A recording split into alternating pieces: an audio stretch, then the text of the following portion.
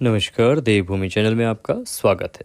आज के इस वीडियो में हम कथा श्रवण करेंगे वैशाख मास कृष्णा एकादशी व्रत, जिसे हम वरुथनी एकादशी के नाम से जानते हैं। वरुथनी एकादशी 2024 में 4 अप्रैल को है। व्रत 4 अप्रैल को आप रखेंगे, 5 अप्रैल को पारण करेंगे, तो इसमें कथा श्रवण करेंगे वरुथनी एकादशी का। साथ ही आपको बताएंगे कि पारण कब करना है, पारण की विधि क्या है, नियम क्या है, उन सभी का आपको पूरी जानकारी इसमें दी जाएगी।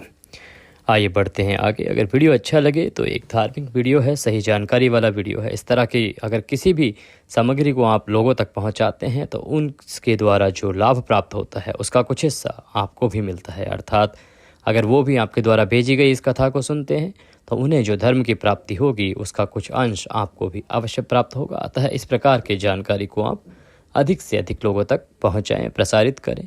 चैनल पर नए हैं तो उसे सब्सक्राइब अवश्य कर लें और वीडियो को लाइक करना और कमेंट बॉक्स में जय श्री हरि लिखना ना भूलें। इससे भगवान श्री हरि विष्णु की कृपा आपको अवश्य प्राप्त होगी।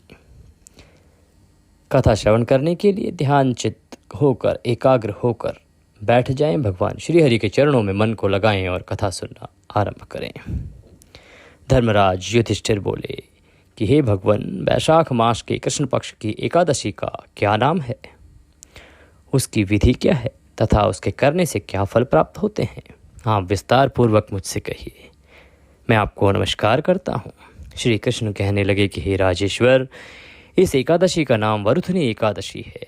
यह सौभाग्य से बहुत ही सौभाग्य देने वाली, सब पापों को नष्ट करने वाली तथा अंत में मोक्ष को देने वाली है। इस व्रत को यदि कोई अभागिनी स्त्री करती है तो उसको सौभाग्य की प्राप्ति होती है। इसी वरुथनी एकादशी के प्रभाव से राजा मानधाता स्वर्ग को गया था। वरुथनी एकादशी का फल 10,000 वर्षों तक तप करने के बराबर होता है। कुरुक्षेत्र में सूर्य ग्रहण के समय 1 मन स्वर्ण दान करने से जो फल प्राप्त होता है, वही फल वरुथनी एकादशी का व्रत करने से मिलता है। वरुथनी एकादशी के व्रत को करने से मनुष्य इस लोक में सुख भोग कर अंत में स्वर्गलोक में जाता है और श्रीहरि की कृपा को प्राप्त करता है। शास्त्रों में कहा गया है कि हाथी का दान घोड़े के दान से श्रेष्ठ है, हाथी के दान से भूमि का दान श्रेष्ठ है, भूमि के दान से तिलों का दान श्रेष्ठ है, तिलों के दान से अधिक श्रेष्ठ है स्वर्ण दान, तथा स्वर्ण दान से श्रेष्ठ है अन्नदान। अन्नदान के बराबर कोई दान नहीं है। अतः अन्नदान से देवता, पितृ और मनुष्य तीनों की तृप्ति होती है। शास्त्रों में सबको कन्यादान के बराबर माना गया है। वरुथनी एकादशी का व्रत अन्नदान तथा कन्यादान दोनों के बराबर फल देता है। जो मनुष्य लोभ के वश होकर कन्या का धन लेते हैं वे प्रलय काल तक नरक में वास करते हैं तथा उनको अगले जन्म में बिलाव का जन्म लेना पड़ता है। जो मनुष्य प्रेम एवं धन सहित कन्या का दान करते हैं उनके पुण्य को चित्रगुप्त भी लिखने में असमर्थ हैं।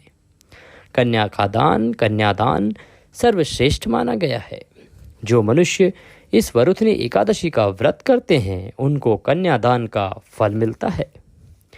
वरुथनी एकादशी का व्रत करने वालों को दशमी के दिन निम्नलिखित वस्तुओं को त्याग देना चाहिए। कांसे के बर्तन में भोजन नहीं करना चाहिए।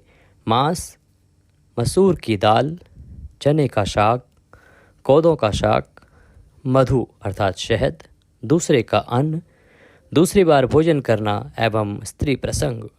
व्रत वाले दिन जुआ नहीं खेलना चाहिए तथा शयन भी नहीं करना चाहिए।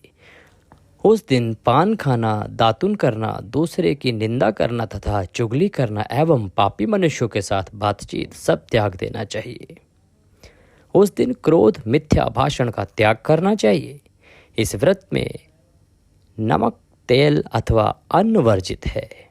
हे राजन, जो मनुष्य विधिवत इस एकादशी को करते हैं उनको स्वर्गलोक की प्राप्ति होती है। अतः मनुष्य को पापों से डरना चाहिए। इस व्रत के महात्म्य को पढ़ने से 1000 गोदान का फल मिलता है। इसका फल गंगा स्नान के फल से भी अधिक होता है। इसीलिए आपको इस महात्म्य का श्रवण अवश्य करना चाहिए। बोलिए श्री विष्णु भगवान की जय। बोलिए वरुथनी एकादशी मात की जय। इसके साथ ही वरुथनी एकादशी की यह कथा, यह महात्म्य यहाँ पर समाप्त होता है। भगवान श्री हरि को प्रणाम करें और इसके बाद भगवान विष्णु की आरती करेंगे। आरती करके भगवान को भोग लगाएंगे और भोग लगा के अपना दिन सुखपूर्वक व्यतीत करेंगे। भगवान श्री हरि के चरणों में पूरा दिन व्यतीत करेंगे। आपको मिथ्या, लोभ, मोह आदि सभी चीज़ों से बचना है और अपना व्रत का पारण जो आप करेंगे वो करेंगे 5 मई को। 5 मई को पारण का समय बताएं, उससे पहले जान लेते हैं कि पारण का नियम क्या है, किस प्रकार से आपको पारण करना चाहिए। देखिए, आप 4 को व्रत कर रहे हैं। नियम है कि आप व्रत से पहले दशमी को दोपहर के बाद भोजन ना करें। अगर करते भी हैं तो आपको मांस, मदिरा आदि सभी चीज़ों का त्याग कर देना चाहिए। आप एकादशी के दिन ब्रह्म मुहूर्त में उठें और भगवान श्री हरि का पूजन करें। जिस दिन आपको पारण करना है अर्थात 5 मई को आप ब्रह्म मुहूर्त में उठें। ब्रह्म मुहूर्त में नहीं उठ सकते हैं तो सूर्योदय से पहले अवश्य उठ जाएं। स्नान आदि करने के बाद सूर्य को जल दें और जिस स्थान पर आपने एकादशी की पूजा की है वहाँ पर बैठ जाएं। भगवान श्री हरि का अभिषेक कराएं। अगर प्रतिमा है तो पंचामृत बनाएं, दूध, दही, घी, शहद आदि से पंचामृत बना के भगवान का अभिषेक कराएं। फिर शुद्ध जल से अभिषेक कराएं।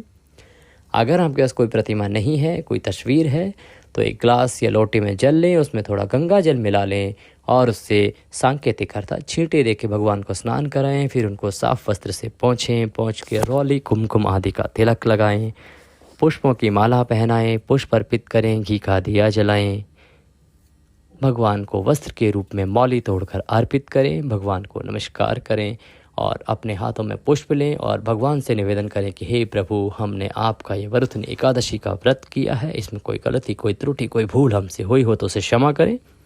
आप तो दया सिंधु हैं और हम आपके दर के भिखारी हैं। प्रभु, इसके निमित्त हमारे पास आपको देने के लिए कुछ नहीं है, क्योंकि तन, मन, धन सब कुछ आपका ही है।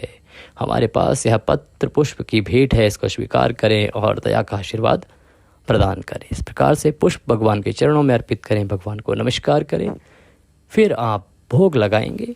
पारण के लिए आप देखिए, भारत के जो भिन्न भिन्न प्रांत हैं वहाँ पर भिन्न भिन्न वस्तुएं बनती हैं। कहीं पीले चावल से भोग लगता है, कहीं खीर पूड़ी से भोग लगता है, कुछ लोग तुलसी दल से ही पारण करते हैं। तो आपके यहाँ जो भी बनता है आप उससे पारण कर सकते हैं। अगर आपको नहीं पता है कि क्या चीज़ खा के पारण किया जाए, तो इनमें से कोई भी चीज़ जो आपके लिए उत्तम लगे, आपको बनाना आसान लगे, वह बना के भगवान को भोग लगाइए। उसमें तुलसी दल अर्थात तुलसी का पत्ता अवश्य डालिए, भगवान को भोग लगाइए।